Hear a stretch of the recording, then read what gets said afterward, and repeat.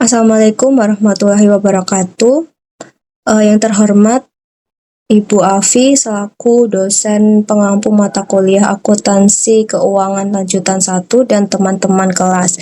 Perkenalkan kami dari kelompok 1 akan mempresentasikan materi mengenai subsidiary preferred stock, consolidated earning per share, and consolidated income taxation. Sebelumnya, izinkan kami untuk memperkenalkan diri terlebih dahulu. Perkenalkan, nama saya Anggreni Kusumawardani, NPM 140. Perkenalkan, nama saya Nadia Nuramadani, NPM 150. Perkenalkan, nama saya Linaya Naomi Garneta, NPM 154. Perkenalkan, saya Pramesti Sekar Maheswari, NPM 174. Perkenalkan, saya Livia Kortela Ain dengan NPM akhiran 184. Saya Viva Putri Asari dengan NPM akhiran 102. Saya Desinta Wulandari dengan NPM akhiran 035. Saya Naila Syakira dengan NPM akhiran 230. Perkenalkan, saya Devana Salsabila dengan NPM akhir 357. Oke, untuk pembahasannya akan disampaikan oleh rekan saya. Yang pertama, kita membahas tentang saham preferen yang dimiliki oleh perusahaan anak. Nah, apa sih saham preferen itu? Saham preferen ini berbeda dengan saham biasa, karena sesuai namanya di dalam saham preferen itu ada preferensinya, di mana preferensi yang umum biasanya digunakan untuk memperoleh dividen. Selain itu juga ada preferensi yang diubah menjadi saham biasa, dan preferensi untuk memperoleh hak suara yang terbatas juga ada. Saham preferen ini tidak merubah prinsip dari konsolidasi. Intinya masih sama, yaitu saham yang mungkin nanti akan diakuisisi oleh perusahaan atau mungkin nanti menjadi bagian dari kepunyaan si NCI tersebut. Untuk saham preferen ini mempengaruhi perhitungan, dimana kalau kita mencari book value dari stockholder equity, modal saham biasanya ya, total ekuitas dikurangi oleh saham preferen. Mempengaruhi termasuk income, karena saham preferen punya preferensi di mana hak suara berarti income-nya pertama diberikan ke saham preferen dulu, baru kemudian diberikan ke controlling interest dan MCI yang lain yang bukan saham preferen. Termasuk juga dengan dividen, di mana kalau dividen memang dia punya hak untuk memperoleh dividen preferensinya. Perlu membayar dulu ke pemilik saham preferen, baru kemudian sisanya dibayarkan ke pemilik saham biasa. Next. Selanjutnya di sini kita lihat contoh, diasumsikan POP ini membeli 90% SON dengan harga 396. Di mana ketika ekuitasnya SON ini di dalamnya ada 100 preferred stock, jadi ada 100 saham preferen, 200 saham biasa, dan 40 other paid capital. Serta 160 retain earning. Jadi totalnya total stockholder equity ini 500. Terus di sini tertera tidak ada tunggakan dividen preferen pada 1 Januari 2017, sehingga SON melaporkan laba bersih sebesar 50 dan membayar dividen sebesar 30.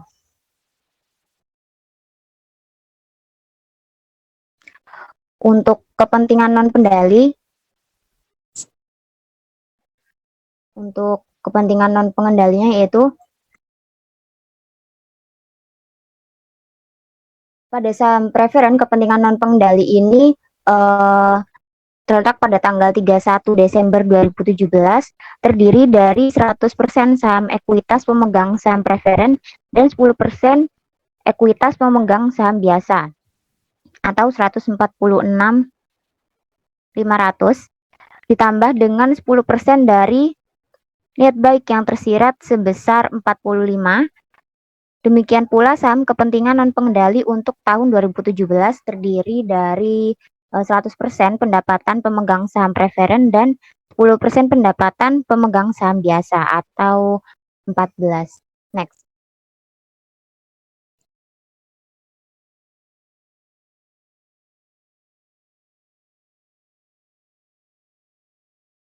Nah, bagaimana kita menghitung saham preferennya itu? Di sini sudah terlihat seperti biasa kita implement fair value-nya dulu, 90% itu seharga 396.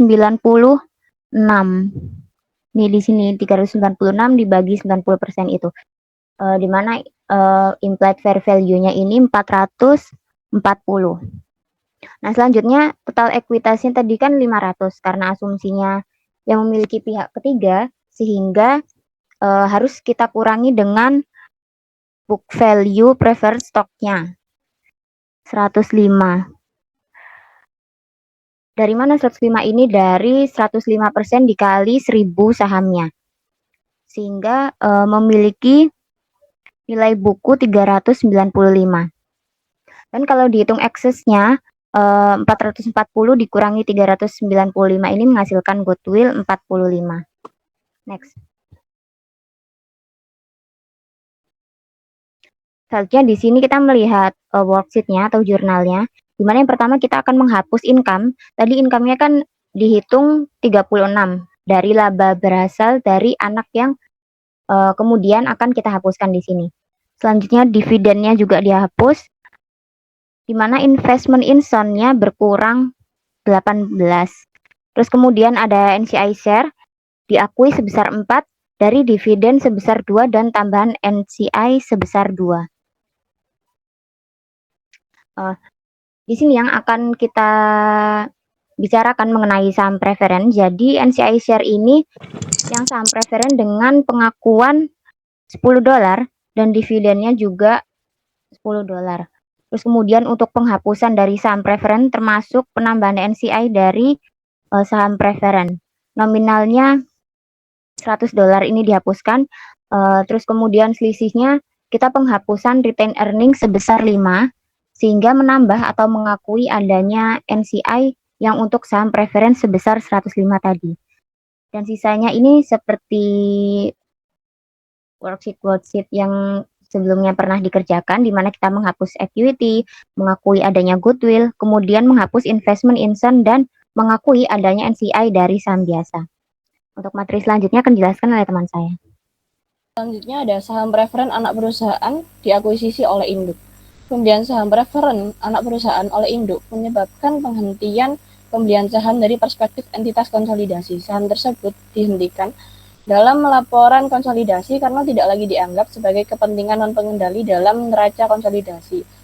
Namun, ini merupakan penghentian konstruktif karena dilaporkan sebagai investasi pada saham preferen dan ekuitas saham preferen dalam laporan keuangan terpisah. Penghentian ini juga menjadi penghentian laporan konsolidasi di mana ekuitas terkait dengan saham preferen dan selisihnya dibukukan dalam neraca konsolidasi. Investasi pada saham preferen berdasarkan nilai bukunya. Next. Berikutnya ada pensiun konstruktif anak perusahaan saham preferen. Di sini terdapat satu contoh kasus. Pada tahun 2018, Sun Corporation mengalami kerugian bersih sebesar 40.000 dan tidak membagikan dividen. Ekuitas pemegang saham turun dari 520.000 menjadi 480.000. Investasi POP di Sun turun 90% dari 414.000 menjadi 369.000 di akhir tahun 2018. Pada 1 Januari 2019, POP membeli 800 saham Sun dengan harga kurang dari nilai buku, yaitu sebesar 80.000. Sehingga POP mencatat investasi pada Sun di sebagai berikut. Investment in Sun preferred pada cash sebesar 80.000 untuk mencatat pembelian, dan investment in Sun preferred pada order paid in capital sebesar 12.000 untuk menyesuaikan modal di setor lainnya. Lalu Sun melaporkan laba bersih sebesar 20.000 untuk tahun 2019, namun kembali membagikan dividen untuk tahun tersebut. POP mencatat investasinya selama tahun 2019 sebagai berikut, yaitu investment in Sun preferred, income from Sun preferred sebesar 8.000 untuk mencatat 80% kenaikan dari 10.000 dalam tunggakan dividen pilihan Sun. Lalu mencatat juga jurnal investasi pada investment in Sun Common pada income from Sun Common sebesar 9.000 ini untuk mencatat ekuitas pendapatan Sun. Next. Lalu di sini terdapat worksheet dan jurnal dari kasus tersebut. Nah, pada entry kertas kerja ini sama dengan worksheet yang sebelumnya dijelaskan oleh rekan saya, namun perbedaannya hanya berada di bagian saham preferennya. Di sini kami menghilangkan pendapatan POP dari Sound Preferred terhadap investasi pada Sound Preferred. Entry kertas kerja ini untuk yang entry A seperti di gambar itu mengurangi investasi pada akun Preferred Sound menjadi saldo yang disesuaikan sebesar 92.000 pada tanggal 1 Januari 2019. Selanjutnya, di sini kami menghilangkan investasi pada akun Preference Zone dan ekuitas Preference Zone pada tanggal 1 Januari 2019 di kertas kerja yang entry B itu. Nah, sedangkan untuk kertas kerja entry C sampai E itu serupa dengan entry untuk konsolidasi yang saham biasanya. Nah, sedangkan yang di entry F ini mencatat bagian kepentingan non pengendali untuk saham preferen. Jadi untuk perbedaannya sendiri hanya berada di bagian entry A dan entry B. Next. Lalu ada investasi saham preferen dipertahankan berdasarkan biaya. Jika penghentian konstruktif tidak dicatat oleh POP pada saat pembelian, investasi pada akun preference zone akan tetap pada biaya 80.000 sepanjang tahun 2019. Dan kami tidak akan mengakui pendapatan preferensi tersebut. Nah, untuk entry kertas kerjanya sebagai berikut, yaitu retain earning dan preferred stock. Retain earning sebesar 15.000, preferred stock Sound sebesar 100.000 pada investment in Sound preferred sebesar 80.000, NCI in Sound preferred sebesar 23.000 dan juga other paid in capital POP sebesar 12.000. Lalu selanjutnya ada perbandingan metode biaya dan juga pensiun konstruktif. Nah, laporan keuangan konsolidasi akan tetap sama, baik investasi pada saham preferen tetap pada harga perolehannya atau disesuaikan dengan nilai buku di buku induk. Kami menghindari penyesuaian modal disetor lebih lanjut dengan menghentikan konstruktif saham preferen anak perusahaan. Nah, dalam metode biaya, setiap kali kita mengkonsolidasikan laporan induk dan anak perusahaan itu diperlukan entry kertas kerja untuk menyesuaikan tambahan modal disetor. Selanjutnya akan dijelaskan oleh rekan saya. Selanjutnya yaitu laba per saham atau EPS induk dan konsolidasi. Laba per saham atau EPS induk dan konsolidasi adalah metrik keuangan yang digunakan untuk mengukur profitabilitas perusahaan induk dan anak perusahaannya yang dikonsolidasi. Perhitungan EPS konsolidasi mirip dengan perusahaan tunggal, namun memperhitungkan pendapatan dan saham perusahaan induk serta anak perusahaan. Berikut adalah tinjauan rinci perhitungan dan pertimbangan utamanya. Yang pertama ada perhitungan EPS konsolidasi, yaitu ada EPS dasar, yaitu mengurangi pendapatan untuk kepentingan non-pengendali dan dividen preferen dari laba bersih konsolidasi, lalu dibagi dengan jumlah rata-rata tertimbang saham biasa yang beredar. Kemudian ada pertimbangan utama.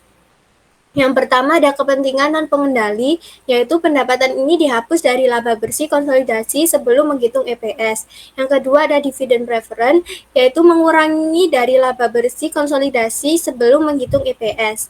Yang ketiga jumlah rata-rata tertimbang saham, digunakan untuk mencerminkan laba per saham selama periode tertentu. Yang keempat ada EPS dilusia, yaitu mempertimbangkan efek sekuritas dilutif dengan berbagai penyesuaian. Next. Selanjutnya ada anak perusahaan dengan saham pilihan konversi. Pada 1 Januari 2016, POP Corporation membeli 90% saham Sound Corporation seharga $328.000 dengan ekuitas pemegang saham POP sebesar $500.000 dan Sound sebesar $300.000. Kemudian mereka mencatat saham biasa par sebesar $5 sebanyak 200.000 lembar saham diterbitkan dan beredar sebesar $1.000. Kemudian saham biasa dengan nilai pari $10 sebanyak 20.000 lembar saham beredar kumulatif yaitu sebesar $200. Kemudian ada 10% saham preferen convertible dengan nilai par $100 sebanyak 1.000 yaitu sebesar 100. Kemudian pendapatan yang disimpan pada POP Corporation sebesar 500 dan Putra dan Sun sebesar 120 dengan total ekuitas pemegang saham POP sebesar $1.500 dan Sun sebesar $420. Selama 2016, Sun melaporkan laba bersih sebesar $50.000 dan membiayai dividen $25.000 dan $10.000 untuk disukai dan $1.500 untuk umum. Penghasilan bersih POP untuk 2016 adalah $186.000 ditentukan sebagai berikut, yaitu pendapatan dari operasi POP sebesar $150.000 dan pendapatan dari Sun sebesar $36.000. Selanjutnya ada saham preferen anak perusahaan yang dapat dikonversi menjadi saham biasa anak perusahaan. Saham preferen Sun bisa dikonversi menjadi 12.000 saham biasa tanpa efek berpotensi dilusi lain. Laba bersih Sun sebesar $40.000, EPS terdilusi Sun sebesar 1,5625 dari 20.000 saham biasa ditambah 12.000 dilusi saham, dan EPS terdilusi POP sebesar 0,89. Kemudian ada saham preferen anak perusahaan yang dapat dikonversi menjadi saham biasa induk, yaitu diasumsikan saham preferen Sun dapat dikonversi menjadi 24.000 saham biasa POP tanpa efek dilusi lain. EPS terdilusi Sun adalah $2 per saham. EPS terdilusi POP terhitung sebagai berikut. Pendapatan bersih POP sebesar $186.000 ditambahkan dengan pendapatan pemegang saham preferen Sun diasumsikan konversi 90%, yaitu sebesar 9.000. Kemudian pendapatan POP yang terdilusi yaitu sebesar 195.000 dan saham POP yang beredar sebesar 200.000. Kemudian ditambahkan dengan saham preferen Sun diasumsikan telah dikonversi sebesar 24.000 dan dijumlahkan menjadi saham biasa POP dan setara saham biasa, yaitu totalnya $224.000. EPS terdilusi POP adalah sebesar $0,87. Selanjutnya akan dilanjutkan. Selanjutnya yaitu ada materi terkait dengan income taxes of consolidated entities, di mana yaitu Pat Corporation memiliki pendapatan sebesar $1.500.000 dan operasinya sendiri untuk tahun 2016, dan pendapatan sebesar $300.000 dari Seed Corporation, yaitu anak perusahaan yang entitasnya dimiliki 80%. Pendapatan $300.000 dari Seed ini terdiri dari 80% laba bersih Seed sebesar $450.000 pada tahun 2016, lalu dikurangi dengan 80% dari laba bersih sebesar $50.000, dan keuntungan yang belum direalisasikan atas pembelian tanah dari Seed dikurangi amortisasi sebesar $20.000. Berikut yang ada di bawah ini merupakan bonds atau sekuritas atau obligasi yang dimiliki oleh Pat dan Seed. Pat sendiri memiliki saham biasa sebanyak 1 juta lembar saham. Untuk corporation memiliki saham biasa sebanyak 400.000 lembar saham. Lalu options to purchase 60.000 saham sebesar $10 per parnya, dan punya 7% convertible bonds yaitu 1 juta par outstanding dan dapat dikonversikan menjadi 80.000 lembar saham biasa. Next. Nah, ini merupakan perhitungan jika perusahaan ingin mengkonversikan bonds-nya menjadi saham biasa milik anak perusahaan atau sets company, yaitu option and bonds convertible into parents common stock, menjadi saham biasa punyanya perusahaan induk, yaitu di mana diperhitungkan pendapatan dari Pat yaitu sebesar $1.800.000, lalu ditambahkan dengan perhitungan pajak sebesar $46.200. Lalu juga menghitung outstanding shares dari Pat, yaitu ada incremental shares-nya sebesar 20.000 dan juga additional dari share assuming subsidiary bonds yang dikonversikan menjadi saham biasa oleh Pat sebesar 80.000 menjadi 1.100.000.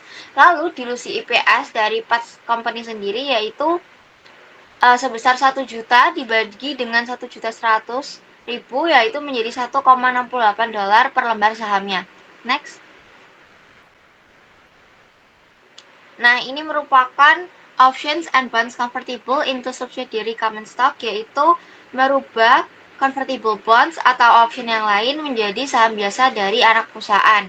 Yaitu kita pertama perlu menghitung terlebih dahulu terkait dengan pendapatan seed sebesar 450.000 lalu dikurangi dengan unrealized profit dari penjualan tanah sebesar 50.000 lalu ditambahkan dengan adanya tax interest expense yaitu sebesar 46.200 lalu menghasilkan earnings sebesar 446.200.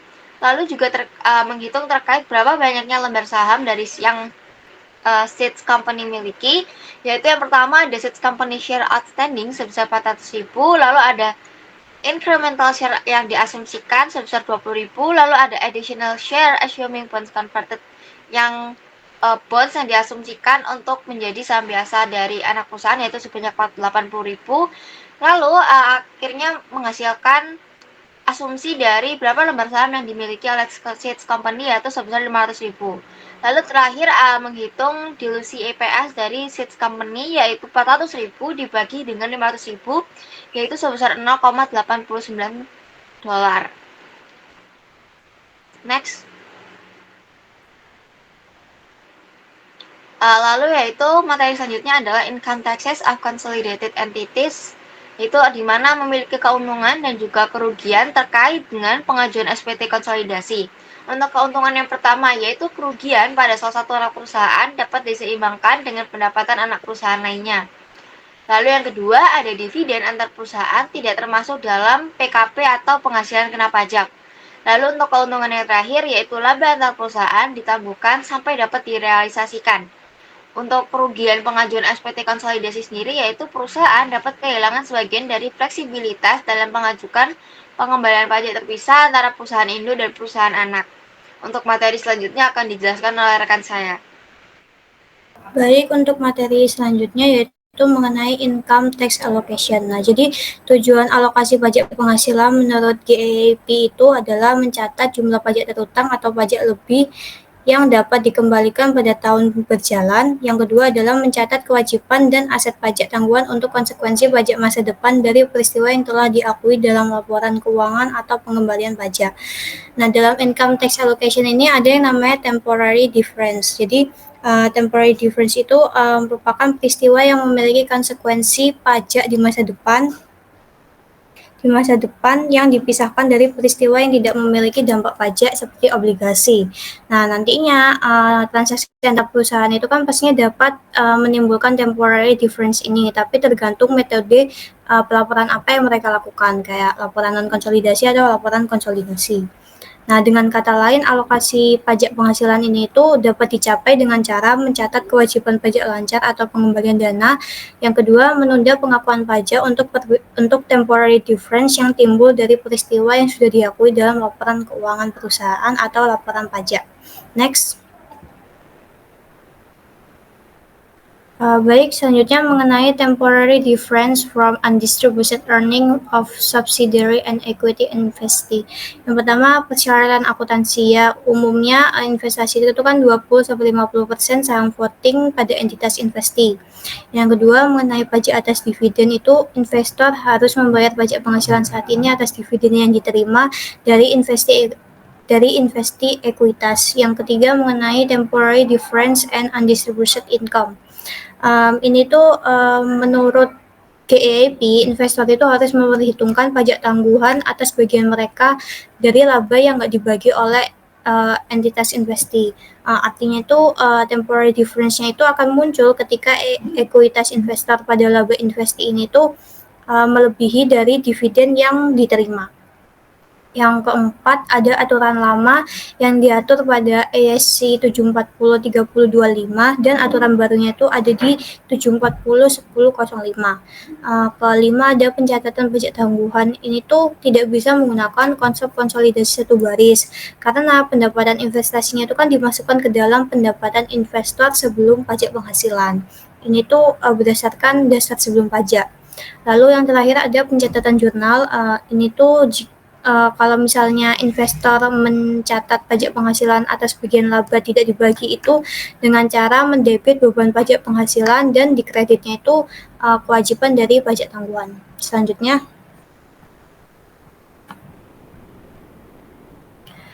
di sini ada contoh soal mengenai accounting for distributed and undistributed income dengan kasus yang tertera di PPT. Jadi kita menghitung share of distributed earning dividennya dulu $400.000. Itu diketahui di soal sebesar $400.000 dia membayar dividennya dikali 30% karena Pop Corporation itu memiliki 30% saham di Sun Corporation. Hasilnya $120.000 dan share of undistributed earningnya itu $800.000 didapat dari 1.200.000 dikurangi 400.000 dikali 30%, jadinya $240.000. Untuk equity in Sun earning-nya itu totalnya ditambah jadi $360.000. Nah, nanti nanti di Desember 31 itu karena ada tambahan kasus lagi, POP itu menerima dividen sebesar $120.000 dari Sun, dan Sun itu memenuhi syarat untuk pengurangan 80% dari dividen yang diterima, sehingga POP dikenakan pajak atas 20% dividen tersebut dan tarif pajaknya itu 34%.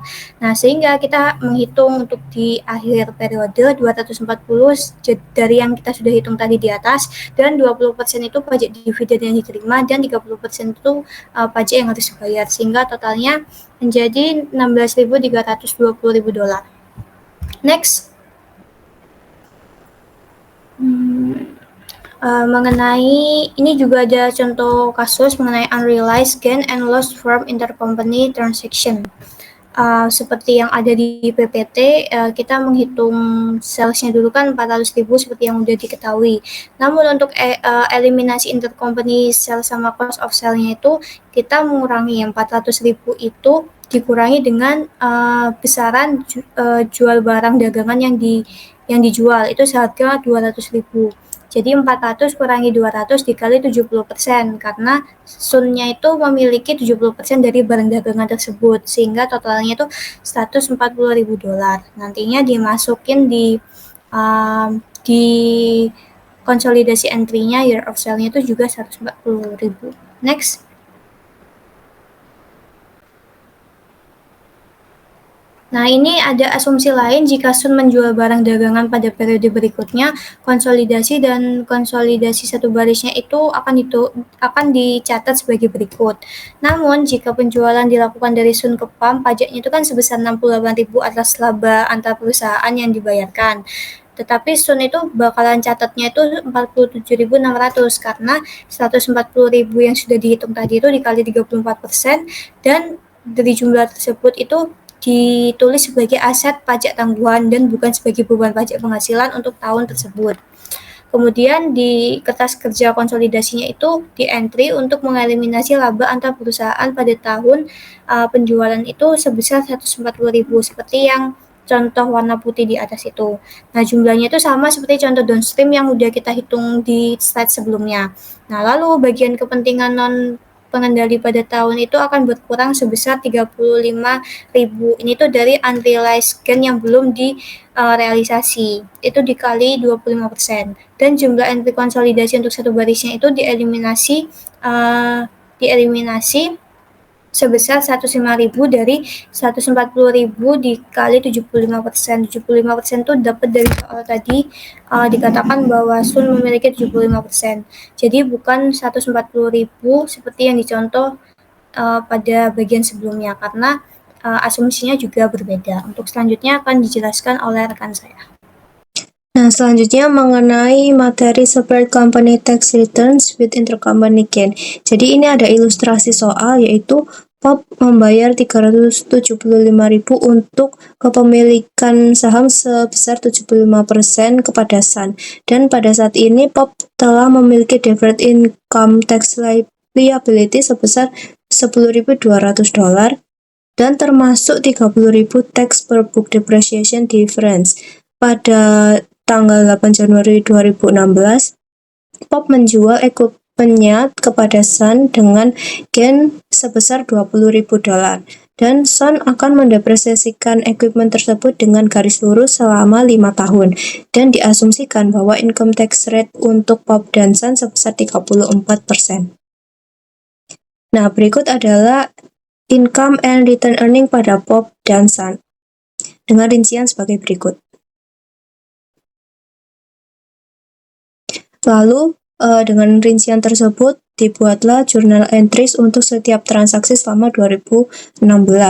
Dengan jurnal untuk pembelian pada Sun dengan 75%, lalu ada penjurnalan mengenai dividen receivable dari Sun, dan juga ada jurnal mengenai income from Sun dengan perhitungan yang telah tertera pada gambar berikut. Lalu berikut adalah perhitungan POP mengenai income tax expense. Jadi ada perinciannya yang tertera dan jumlahnya, yaitu income tax expense sebesar $31.253. Dan dengan kepemilikan di Sun hanya 75%, maka harus ada separate tax returns and pay income taxes sebesar $20.000. Intercompany gain pada equipment yang dijual pada Sun, dan POP income tax expense sebesar $31.253 ini terdiri dari current payable dan dikurangi dengan deferred tax liability. Dan berikut adalah jurnalnya untuk mencatat income taxes selama tahun 2016 dan juga untuk pencatatan income taxes mengenai income tax expense, deferred tax liability, dan tax currently payable. Nah, berikut adalah perhitungan dan jurnal untuk mengeliminasi unrealized profit dari penjualan equipment pada intercompany, yaitu investment in Sun dan accumulated depreciation pada equipment dan depreciation expense dengan besaran nominal yang telah tertera pada gambar berikut. Nah, berikut adalah consolidation work paper untuk POP and Sun selama tahun 2016, pastinya pada 31 Desember. Nah, untuk materi selanjutnya akan disampaikan oleh rekan saya. Oke, baik. Materi selanjutnya akan disampaikan oleh saya. Dalam GAP, pajak penghasilan beban dan pendapatan dari anak perusahaan adalah sama dalam kedua kasus, di mana ketika perusahaan mengajukan konsolidasi pengembalian pajak, maka dialokasikan kewajiban pajak di antara induk dan anak perusahaannya. Jadi di sini ada 4 metode alokasi pajak penghasilan konsolidasi kepada afiliasi. Yang pertama, metode pengembalian terpisah. Di dalam metode ini, setiap afiliasi atau perusahaan menghitung dan melaporkan pajak penghasilannya secara terpisah, seolah-olah keduanya merupakan entitas yang independen. Metode ini relatif sederhana untuk diterapkan dalam perusahaan, namun dapat menghasilkan inefisiensi pajak karena tidak mempertimbangkan perbedaan tarif pajak antar afiliasi. Lalu yang kedua, metode kesepakatan. Jadi metode ini memungkinkan para perusahaan untuk menyetujui secara bersama-sama mengenai alokasi pajak penghasilan konsolidasi. Dan kesepakatan tersebut harus didasarkan pada prinsip kewajaran dan mempertimbangkan berbagai faktor seperti laba sebelum pajak, aset, dan kewajiban dari masing-masing perusahaan. Lalu, with or without method atau dengan dan tanpa metode, yaitu metode ini menghitung pajak penghasilan konsolidasi yang dimana seolah-olah semua perusahaan adalah satu entitas dan kemudian mengalokasikannya kembali kepada afiliasi berdasarkan proporsi kepemilikan mereka. Dan di dalam metode ini mempertimbangkan perbedaan dari tarif pajak antar perusahaan, namun untuk penerapannya akan lebih kompleks dibandingkan dengan metode yang lainnya. Lalu yang terakhir, ada metode alokasi persentase, yang mana beban pajak penghasilan konsolidasi dialokasikan ke anak perusahaan berdasarkan pendapatan sebelum pajak sebagai persentase dari pendapatan. Next. Lalu di sini ada contoh kasus mengenai consolidated tax return with downstream sale. Diasumsikan bahwa pengembalian pajak konsolidasi telah diajukan oleh perusahaan. Pengembalian pajak konsolidasi tersebut mencakup pendapatan operasional gabungan, ditambah dengan pendapatan operasional SAL, dikurangi dengan laba yang belum direalisasi. Beban pajak konsolidasi dihasilkan sebesar 64.600, didapat dari 190.000 dikali dengan 34%. 34% ini merupakan tarif pajak penghasilan tetap yang berlaku untuk semua tahun di dalam perusahaan tersebut.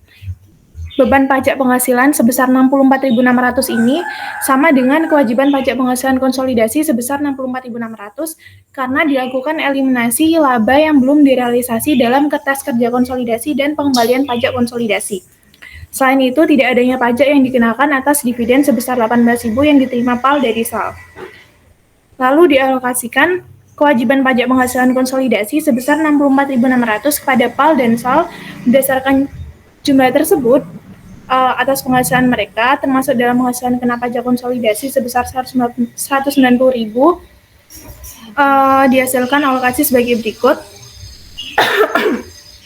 Untuk PAL dan SAL, pendapatan operasional dikurangi dengan laba yang belum direalisasi dibagi dengan penghasilan kena pajak konsolidasi dikali dengan beban pajak penghasilan menghasilkan angka sebagai berikut, yaitu untuk PAL sebesar 47.600 dan SAL sebesar 17.000. Lalu PAM dan SAL, next. Lalu PAM dan SAL mencatat jumlah beban pajak penghasilan pada tahun 2016 sebagai berikut. Untuk PAL Books, beban penghasilan pajak pada utang penghasilan pajak saat ini sebesar alokasi yang sudah kita hitung tadi di atas, yaitu sebesar 47.600 dan untuk SAL sebesar 17.000. Nah, setelah memasukkan alokasi pajak tersebut, laba bersih SAL sebesar 33.000 didapat dari 50.000 dikurangi dengan 17.000 income tax, dan PAL mencatat pendapatan dari SAL sebagai berikut, yaitu investment in SAL pada income from SAL, yang mana untuk menghitung income from SAL, yaitu pendapatan dikurangi dengan seluruh jumlah laba inventaris yang belum direalisasi karena penjualannya bersifat downstream atau penjualan dari induk pada anak, maka tidak ada pajak yang dikenakan atas laba yang belum direalisasi saat mengajukan pengembalian pajak penghasilan konsolidasi. Next. Dan berikut merupakan entry kertas kerja dalam bentuk jurnal yang digunakan dalam kasus tersebut. Yang pertama, sales pada cost of goods sold. Lalu untuk mengeliminasi penjualan antar perusahaan dan biaya penjualan, lalu cost of goods sold pada inventory untuk mengeliminasi laba antar perusahaan dari penjualan induk pada anak atau downstream. Lalu yang ketiga, income from SAL pada investment dan dividen untuk mengeliminasi pendapatan investasi dan dividen, juga menyesuaikan investasi pada akun SAL di awal periode balance. Next.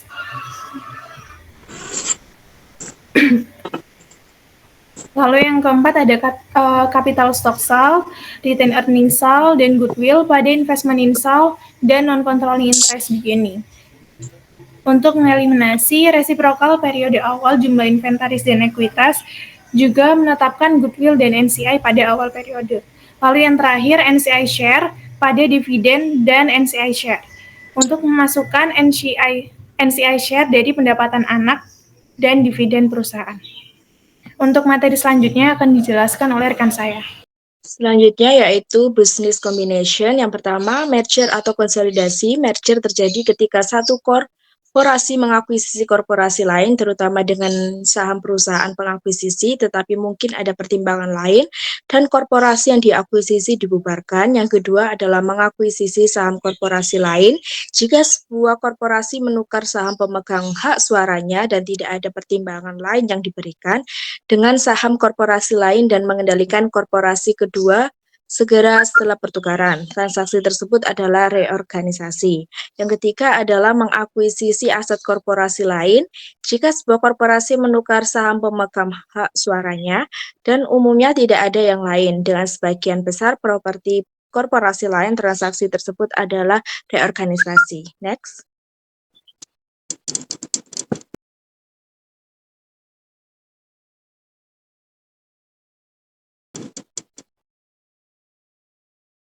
Selanjutnya yaitu kombinasi bisnis yang dikenai pajak dan bebas pajak. Dalam kombinasi bisnis yang dikenai pajak, aset dan kewajiban korporasi yang diakuisisi dinilai ulang untuk mencerminkan nilai wajar yang diakuisisi.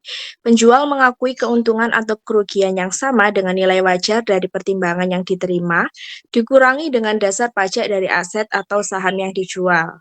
Selanjutnya untuk akuisisi, perusahaan harus mengakui kewajiban pajak tangguhan atau aset pajak tangguhan untuk perbedaan antara nilai buku atau dasar pajak dan nilai yang ditetapkan dari aset dan kewajiban, kecuali goodwill dan sewa leverage yang diakuisisi dalam suatu akuisisi. Perbedaan antara nilai buku dan nilai pajak hanya terjadi ketika aset tidak ditulis hingga nilai wajar untuk tujuan pajak seperti halnya untuk tujuan buku. Next.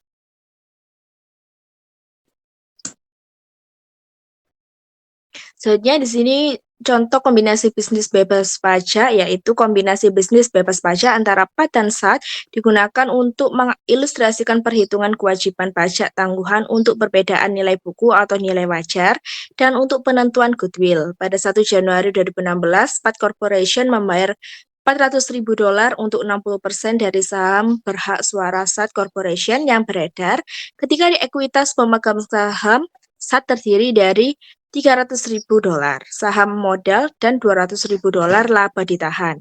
Nilai buku sama dengan nilai wajar, aset, dan kewajiban SAT.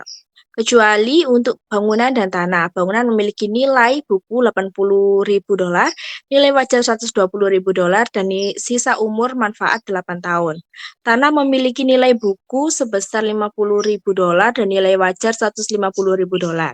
Goodwill tidak diamortisasi. Tarif pajak yang berlaku untuk kedua perusahaan adalah 34% dan pengurangan dividen sebesar 80% berlaku.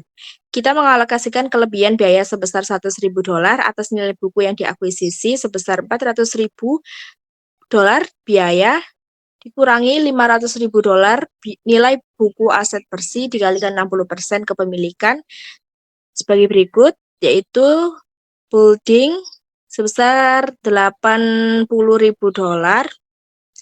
dan $120.000 pre-tax fair value dan difference $40.000. Dan land $50.000 pada book value dan $150.000 pada pre-tax fair value dan difference $100.000. Untuk part 60% interest sekali the difference-nya sebesar $60.000 dengan totalnya sebesar $84.000. Dan less deferred tax on revelation-nya $84.000 dikalikan 34%, maka hasilnya adalah $28.560. Dengan net difference from revelation of asset-nya sebesar $55.440, ditambah dengan goodwill-nya sebesar $44.560, maka hasilnya adalah $100.000. Materi selanjutnya akan dijelaskan oleh rekan saya. Baik, selanjutnya kita masuk pada metode ekuitas dalam akuntansi untuk akuisisi. Selama tahun 2016, SAT Corporation memiliki pendapatan bersih sebesar $100.000 dan membayar dividen sebesar $40.000. SAT Corporation membuat entry berikut di buku terpisahnya untuk mencatat investasinya pada SAT.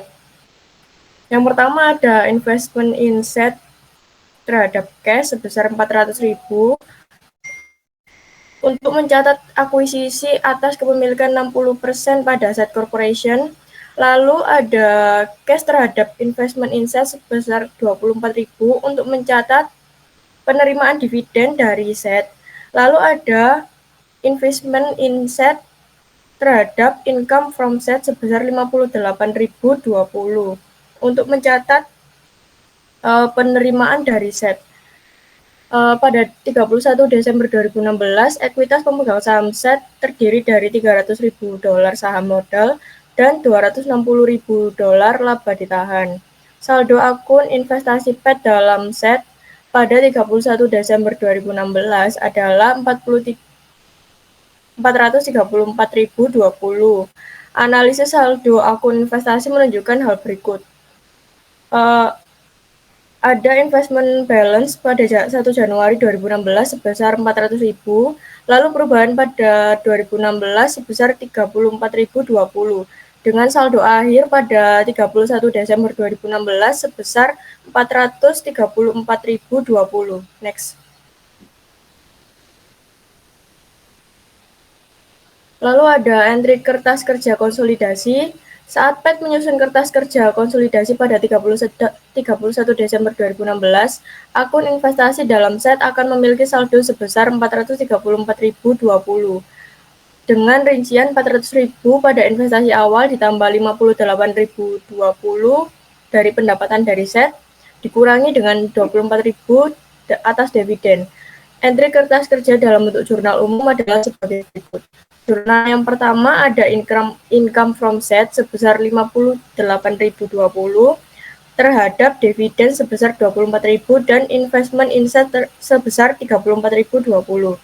Jurnal yang kedua ada capital stock sebesar 300.000 dan return earning sebesar 200.000, lalu ada building sebesar 24.000, lalu ada land sebesar 60.000, lalu ada goodwill sebesar 44.560 terhadap investment in set sebesar 400.000, ada deferred taxes on revaluation sebesar 28.560, dan ada NCI beginning sebesar 200.000. Jurnal yang ketiga ada depreciation expense sebesar 3.000 terhadap accumulated depreciation building sebesar 3.000. Jurnal yang keempat ada deferred taxes on revaluation sebesar 1.020 terhadap income tax expense sebesar 1.020. Dan jurnal yang terakhir ada NCI share sebesar 40.000 terhadap dividen sebesar 16.000 dan NCI sebesar 24.000. Next.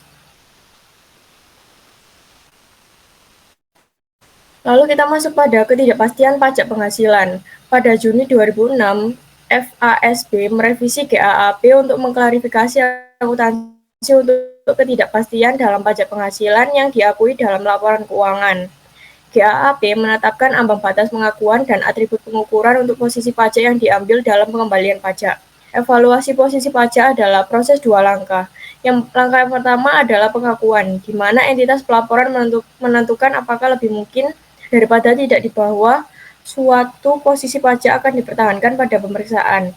Entitas seharusnya menganggap bahwa posisi pajak akan diperiksa oleh otoritas pajak yang sesuai. Langkah yang kedua adalah pengukuran, di mana posisi pajak yang memenuhi ambang batas pengukuran diukur untuk menentukan jumlah yang diakui dalam laporan keuangan. Next.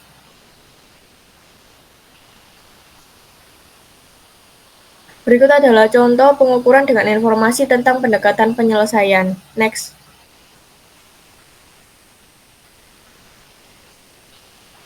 Lalu kita masuk pada financial statement disclosures for income taxes.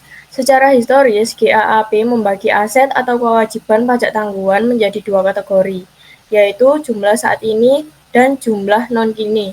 Untuk presentasi neraca, GAAP mengklarifikasikan kewajiban dan aset pajak tangguhan sebagai kini atau non-kini berdasarkan klasifikasi aset atau kewajiban terkait untuk pelaporan keuangan. Jika item tertunda tidak terkait dengan aset atau kewajiban untuk pelaporan keuangan, klasifikasinya tergantung pada tanggal pembalikan perbedaan sementara. Komponen-komponen penting dari beban atau manfaat pajak penghasilan diungkapkan dalam laporan keuangan atau catatan-catatan pada laporan keuangan. GAAP juga mengharuskan pengungkapan untuk beban pajak penghasilan dan manfaat yang dialokasikan ke operasi berlanjut, operasi yang dihentikan, dan penyesuaian periode sebelumnya. Next. Nah, selanjutnya setelah kita melakukan pemaparan materi, saat ini akan dijelaskan mengenai analisis yang telah kami lakukan.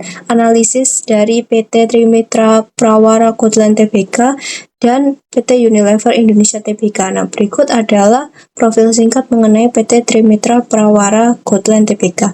Nah, PT ini didirikan pada tahun 2015 dan merupakan bisnis yang berfokus pengembangan properti nasional dengan membangun dan mengembangkan kawasan hunian subsidi.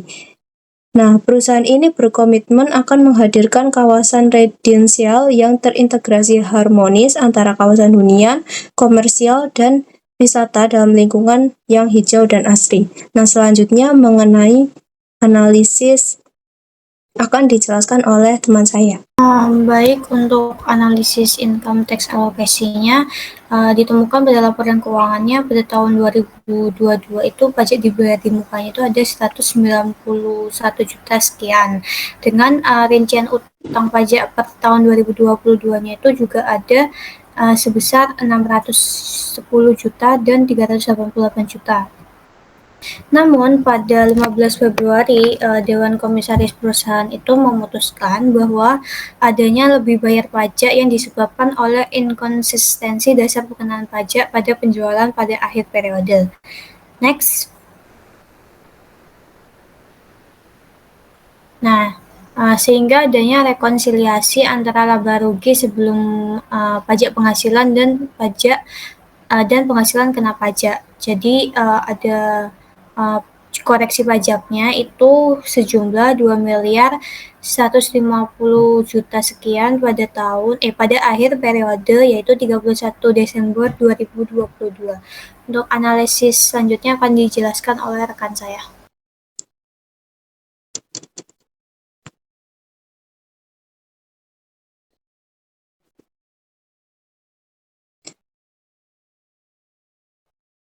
Dev, kau masih ke mute, Dev. Untuk selanjutnya ada analisis laba per saham atau IPS dari perusahaan induk dan konsolidasi. Untuk analisis yang pertama yaitu dari PT Trimitra, yaitu di mana laba per sahamnya dihitung dengan membagi laba tahun berjalan yang dapat diatribusikan kepada pemilik perseroan dengan rata-rata tertimbang dari jumlah saham. Untuk tanggal 31 Desember tahun 2021, laba yang diatribusikan kepada pemilik perseroan yaitu sebesar 5.523.100 juta sekian. Lalu untuk jumlah rata-rata tertimbang saham yang beredar yaitu 1.250 juta dengan nilai laba per saham yaitu Rp4,42. Yaitu lalu untuk tahun 2022 laba yang dapat diatribusikan yaitu sebesar Rp2.362.165 dengan jumlah rata-rata tertimbang saham yang beredar yaitu sebanyak Rp1.250.000 dengan nilai laba per saham sebesar 1,72. Nah, pada PT Trimitra ini perusahaan tidak memiliki efek yang bersifat dilutif pada tanggal 31 Desember 2022 dan juga pada tahun 2021. Next. Lalu untuk selanjutnya ini merupakan analisis terkait PT Unilever Indonesia. Untuk yang pertama yaitu adanya profil dari PT Unilever, di mana PT Unilever Indonesia sendiri ini berdiri pada tahun 1933 dan bergerak dalam bidang penyediaan consumer product seperti home and personal care serta food dan ice cream. Nah, PT Unilever ini menaungi beberapa brand ternama yang ada di Indonesia seperti Lux, Lifebuoy, Vaseline, Royco, Blue Band, dan lain-lain. Next. Nah, selanjutnya ada analisis laba per saham atau IPS terkait dengan perusahaan induk dan konsolidasi dari PT Unilever Indonesia Tbk. Untuk laba tahun berjalannya pada tahun 2021 sebesar Rp5.758.148 dengan rata-rata tertimbang jumlah saham yang beredar yaitu sebanyak 38.150 dan perhitungan dari laba bersih per sahamnya atau IPS-nya sebesar 151. Dan ini tidak memiliki efek yang dapat menimbulkan dilusi, sehingga laba per saham dasar sama dengan laba per saham yang dilusian. Next. Sekian presentasi dari kelompok kami.